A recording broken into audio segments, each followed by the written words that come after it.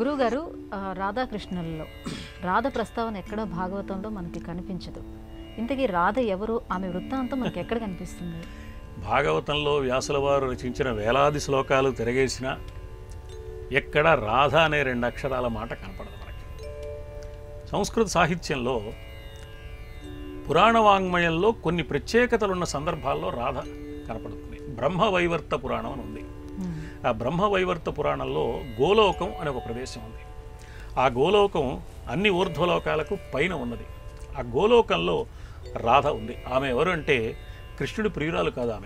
ఆమె ఒక శక్తి స్వరూపిణి. పరమేశ్వరుడిలో ఎడమ భాగం సగభాగం పార్వతీదేవి అయినట్లుగా రాధలో ఎడమ భాగం కృష్ణుడు. అంటే రాధకే ప్రాధాన్యం అక్కడ. ఆమె రాధ శక్తి స్వరూపిణి. ఈ వృత్తాంతాన్ని బ్రహ్మవైవర్తం సూత్రప్రాయంగా చెబితే దేవీ భాగవత పురాణం చాలా వివరంగా చెప్పింది. అమ్మవారి నుంచి ఆవిర్భవించిన దివ్య శక్తులలో రాధాదేవి కూడా ఒక శక్తి. పంచశక్తులను వర్ణించారు. అందులో ఒక శక్తి రాధాదేవి. తర్వాత గర్గ సంహితలోను, పద్మపురాణంలోను, తర్వాత మరికొన్ని పురాణాల్లోనూ, ముఖ్యంగా జయదేవుడి గీత గోవిందం కారణంగా సంస్కృత వాంగ్మయంలో రాధకు ప్రాధాన్యం పెరిగింది. జయదేవుడి గీత గోవిందంలో తాను సర్వస్వ అర్పణం చేసుకున్న మధుర భక్తికి సంకేతంగా రాధాదేవిని గీత గోవిందంలో జయదేవుడు ప్రతిపాదించాడు. అంటే ఈ మధుర భక్తిలో భక్తుడు ప్రియురాలవుతాడు, భగవంతుడు ప్రియుడవుతాడు. ఇది మధుర భక్తి సంప్రదాయం. పురుషుడు ఆరాధించినా కూడా తాను భగవంతుడికి ప్రియురాలుగా భావించుకుని ఆరాధించడమే మధుర భక్తి సంప్రదాయం. అందుకని రాధను ప్రతీకగా పెట్టారు. ఈ ప్రియురాలికి స్వార్థం ఉండదు. తన ప్రియుడైన భగవంతుడిని ఆనందింపచేయడమే లక్ష్యంగా జీవిస్తుంది తప్ప తనకంటూ ఏమీ సుఖం కాని స్వసుఖ అభిలాష లేని ఉదాత్తమైన భక్తికి ప్రతీక రాధ. అందుకే రాధ అంటే ఆరాధన అన్నారు పెద్దలు. ఆ రాధా తత్వాన్ని గీత గోవిందంలో జయదేవుడు చూపించాడు. ఆధునిక కాలంలో దేవులపల్లి కృష్ణశాస్త్రి గారి వంటి వాళ్ళు ఈ రాధ యొక్క దివ్య వైభవాన్ని చెప్పారు. ఇక్కడ మనం ఏమిటి గమనించవలసిన ముఖ్యమైన అంశం ఏమిటంటే, గీత గోవిందంలో చెప్పిన, మరి ఆధునిక కాలంలో దేవులపల్లి వారు చెప్పిన ఈ రాధాకృష్ణులు ఇద్దరు ఎక్కడ కలుసుకుంటారు? ఏదో ఒక కలుసుకునే ప్రదేశం ఉండాలి కదా ఇద్దరు సమాగమం కావడానికి. ఇవాళ యువత యువకులు కలుసుకోవాలనుకుంటే ఏ పార్కులోనో కలుసుకున్నట్టుగా మరి రాధాకృష్ణులు కలుసుకోవాలి కదా. ఎక్కడ కలుసుకుంటారు వాళ్ళు అంటే కడిమి తోటలో కలుసుకుంటారు, కదంబవనంలో కలుసుకుంటారు. ఎప్పుడో జయదేవుడు గీత గోవిందంలో కదంబవనం అన్నాడు. మరి ఆధునిక యుగంలో దేవులపల్లి కృష్ణశాస్త్రి గారు కూడా కదంబవనమేనా, ఓ మామిడి చెట్ల తోటలో కలుసుకున్నారు అని రాయొచ్చు కదా. ఈయన కదంబవనమని రాశాడు, కడిమి చెట్ల తోట అని రాశాడు. కదంబం సంస్కృతం, కడిమి తెలుగు. ఎందుకు ఇది రాశారు అంటే కడిమికి ఒక ప్రత్యేకత ఉంది. కడిమి చెట్టుకి ఎక్కడ కదంబ వృక్షాలు విశేషంగా ఉంటాయో, వాటిని స్వచ్ఛంగా పవిత్రమైన పద్ధతిలో పెంచి పోషిస్తామో అక్కడ మేఘాలు ఆకర్షింపబడతాయి. ఈ ప్రదేశంలో గనక కదంబ వృక్షాలను సక్రమంగా పెంచి పోషించి ఒక పెద్ద తోట ఏర్పాటు చేస్తే ఓ 100 మైళ్ళ దూరంలో అవతల కురవలసిన మేఘం ఇక్కడికి వచ్చి ఇక్కడ కురుస్తుంది.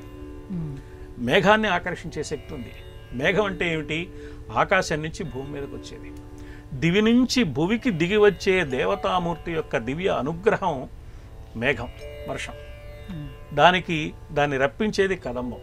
ఆ కదంబ వృక్ష ఉద్యానవనంలో, ఆ కడిమి చెట్ల తోటలో రాధకృష్ణుణ్ణి ఎప్పుడూ కలుసుకుంటోంది. అంటే జీవుడు ఎప్పుడు దేవుణ్ణి కలుసుకునే ఒక సంకేత రూపంగా కదంబవనాన్ని వర్ణించారు. ఎందుకంటే రాధ ఎప్పుడు అక్కడ ఎందుకు కలుసుకోవాలనేది మనం ఆలోచిస్తే ఇది సంకేతం. మన సంప్రదాయం అంతా కూడా సంకేత రూపంలో చెప్పారు.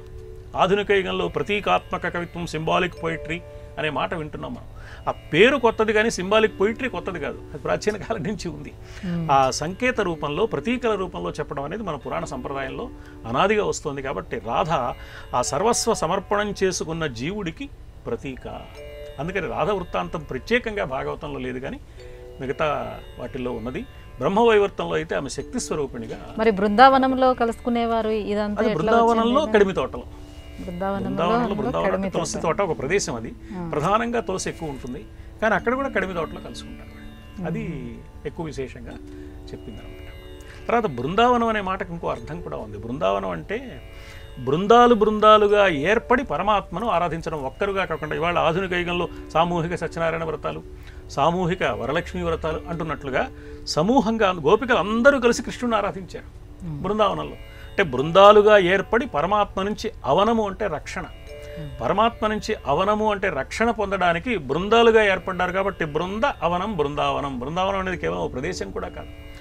ఈ పని అక్కడ చేశారు కాబట్టి వాళ్ళ ప్రదేశానికి బృందావనం అనే పేరు వచ్చింది.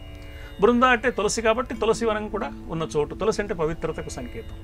ఇవన్నీ సంకేత రూపంగా మనం గుర్తించవలసిన అంశాలు తప్ప కేవలం భౌగోళికంగానో మరొక విధంగానో వాటిని చూడడానికి అవకాశం లేదు. అలా చూసినప్పుడు పరమార్థం బోధపడదు, మనకి సందేహాలు పెరిగే అవకాశం ఉంటుంది. అందువల్ల పెద్దలు రాధ విషయంలో, బృందావనం విషయంలో ఈ విశేషాలని తెలియజేశారు పెద్దలు.